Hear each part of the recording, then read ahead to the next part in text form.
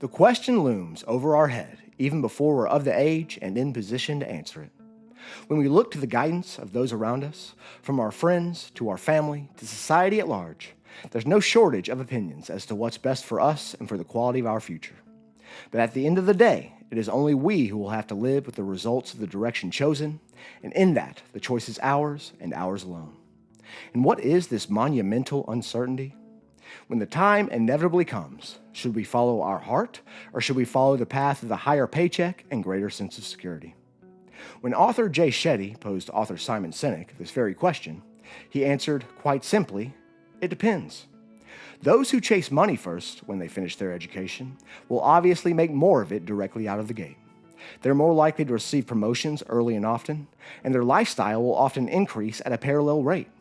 Alternatively, their peers who choose to follow their hearts first, or to at least seek that which their heart truly desires, will most likely endure struggles that they never would have signed up for had they known from the beginning. What's more, it may be several years before they're able to reap any real fruit from their labors. That said, life is nothing if not a marathon without clear end. Short-sightedness and impatience are qualities that are rarely rewarded with lasting success. While those who first chase the almighty dollar are more likely to find it faster, they are less likely to find that which they are not actively seeking, namely meaning and purpose. Consequently, in time, these individuals are often left unconsciously filling this void with other similarly immediate and short-term gratifications. As the number on their bi-weekly check increases, so does the price tag of their car, their wardrobe, their diet, and the place they live. The years turn into decades, and as is the nature of a ladder, the opportunities for elevation and advancement narrow. In what seems like the blink of an eye, they've gone from young professional chasing the cheese to a disgruntled employee burnt out by the rat race, with not much more to show for their efforts than financial and egotistical attachment to the very material lifestyle that they've created in the process. As for the dreamers, well, to quote Buck Knight from his memoir Shoe Dog, the cowards never started, the weak died along the way, and that leaves us. Those that survive not only fight through failure, they use their failure to springboard them to new heights. They don't just learn and adapt their approach to better ensure success in the future, they grow and adapt their vision in the interest of creating an entirely new future. A future they never could have seen clearly in their previous life, back before living through the process of becoming who they were to become. And when they too find themselves 10 years down the road, though their journey won't have been easy, it will have been well worth it. For while their more conventional peers' prospects have begun to narrow, their own outlook offers no ceilings whatsoever. Though in the beginning, during the lean years of 80-hour weeks, they certainly worked with passion and definiteness of purpose. Now that they've had time to hone their craft and are finally beginning to reap from which they've sown, their work has taken on an entirely new state of flow. For so long, they toiled their lives away with little validation to show for it. And now that they're finally receiving a little compensation for their efforts, it has only reignited their hunger to double down and keep pushing forward.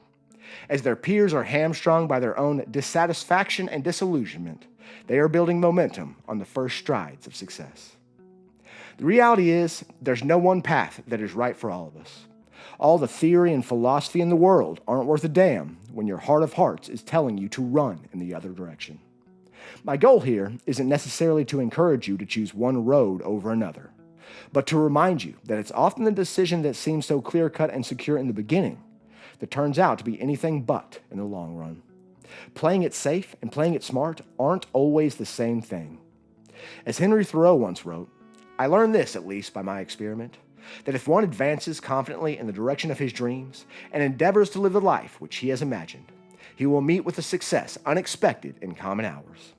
Simply by choosing to pursue that which is in our heart with all of our heart, we position ourselves to experience a satisfaction with life that most consider beyond the realm of reasonable expectation. And if we can learn to adapt our approach and adjust our vision as time goes on, we might just be amazed at how practically our dream manifests in the end.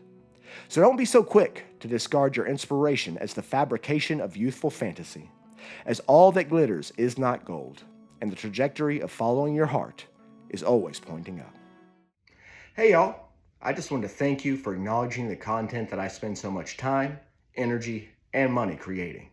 If you like what you saw, please comment, like, share, subscribe, and follow, and stay tuned because there's plenty more on the way. Again, thank you from the bottom of my heart. And until next time, tip your servers, forgive your parents, spread love, and do your own damn thing, y'all. Go in peace.